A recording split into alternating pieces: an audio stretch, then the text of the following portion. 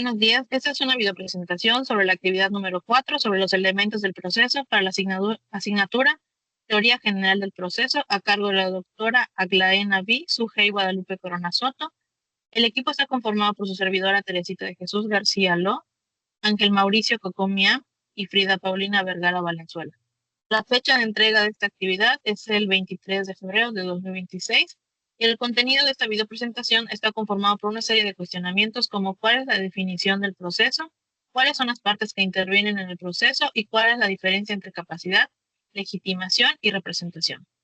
Además, se incluyen una serie de definiciones o conceptos como parte procesal, capacidad para ser parte y capacidad procesal, legitimación ad causam y ad processum, terceros y tercerías y principios procesales. Comenzamos primeramente con cuál es la definición de proceso. Cuando hablamos de proceso no nos referimos simplemente a una serie de pasos aislados.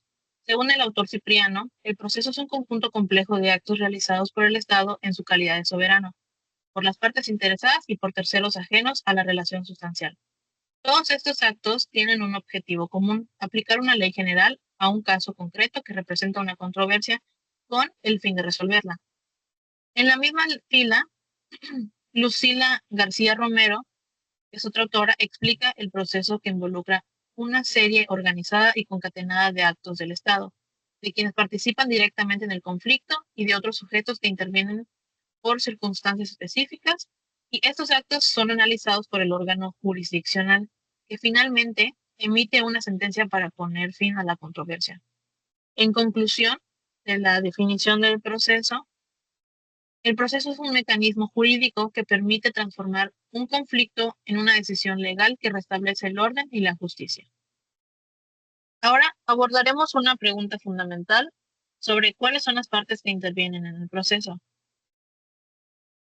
El maestro Cipriano Gómez explica lo siguiente a través de una fórmula sencilla pero profunda, que es acción más jurisdicción más actividad de terceros es igual a proceso. Esta es una fórmula que resume la estructura esencial del proceso jurisdiccional. Por un lado está la jurisdicción, que corresponde al Estado a través del órgano jurisdiccional, que es el encargado de ejercer su autoridad para resolver el conflicto. Por otro lado está la acción, que pertenece a las partes, tanto al actor que inicia la demanda como al demandado que responde a ella.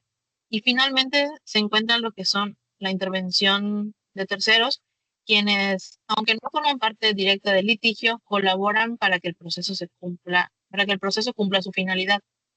Estos terceros pueden ser tanto testigos, peritos, secretarios o abogados, cuya participación auxilia al juzgador y contribuye a la correcta aplicación de la justicia. En conjunto, la acción, la jurisdicción y la actividad de terceros convergen para alcanzar el objetivo final del proceso, que es la emisión de una sentencia que resuelva la controversia.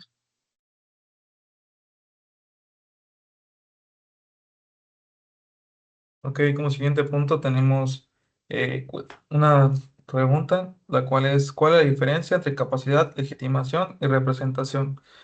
Ok, tenemos que la capacidad es un atributo de la personalidad y se divide en dos partes.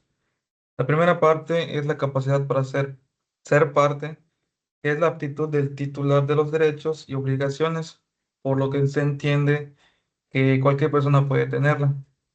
Y en la parte de capacidad procesal, se entiende que de igual manera es la aptitud para actuar por sí mismo en el juicio, por lo cual únicamente la poseen quienes están en su pleno uso de derechos civiles.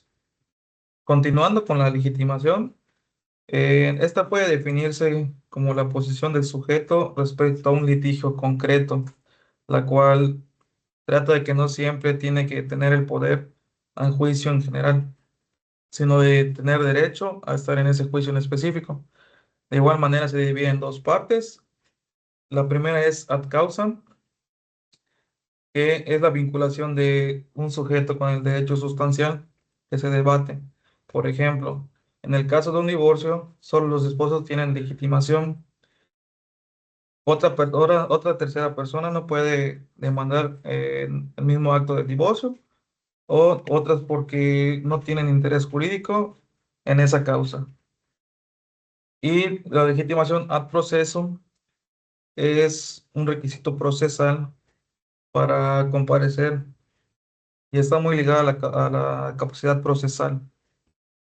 Y en parte la representación, sabemos que es un mecanismo para suplir la incapacidad o facilitar la actuación, pero también es el fenómeno jurídico por el cual una persona, en este caso el representante, realiza actos procesales a nombre de otra, en este caso el representado. De modo que los efectos recaen sobre el representado. Puede estar dividida en dos partes: la representación legal, que la dicta directamente la ley, y la representación voluntaria, que se otorga por decisión propia.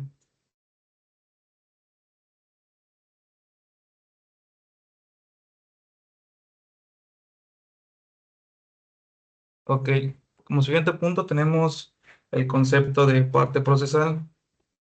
Conforme a la doctrina de Gómez Lara, la parte procesal se refiere a un sujeto que integra relación jurídica procesal e interviene en el proceso con la finalidad de hacer valer una pretensión u oponerse a ella. En este caso, puede entenderse como el sujeto que interviene dentro del proceso judicial con el fin de hacer valer una pretensión o de oponerse a ella, teniendo un interés jurídico directo en el conflicto que se somete a la decisión del órgano jurisdiccional. En pocas palabras, son quienes entregan la relación procesal desde su origen y ocupan posiciones contrapuestas dentro del litigio, ya sea como actor o como demandado. Desde otra perspectiva, la teoría general del proceso, sabemos que las partes no solo participan en el juicio, sino que también impulsan su desarrollo mediante sus actuaciones, como la presentación de demandas, contestaciones, prueba y alegatos. También encontrándose sujetas a cargas, derechos y obligaciones procesales. De este modo, la parte procesal es el sujeto central de la relación jurídica procesal, cuya actuación resulta indispensable para el proceso de avance y cumple su finalidad al resolver un conflicto jurídico.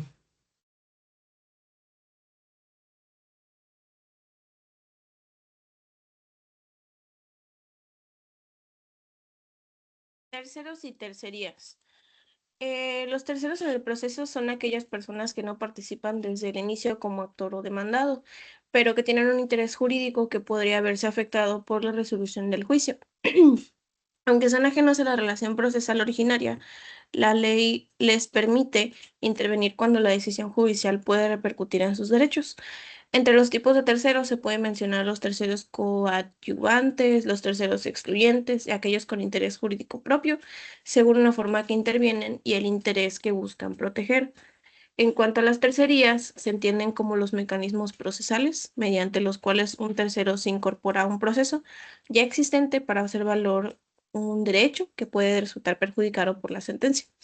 A través de la tercería, el tercero, que se llama tercerista, ejerce una intervención formal dentro del juicio, con el propósito de salvaguardar su esfera jurídica frente a los efectos del proceso.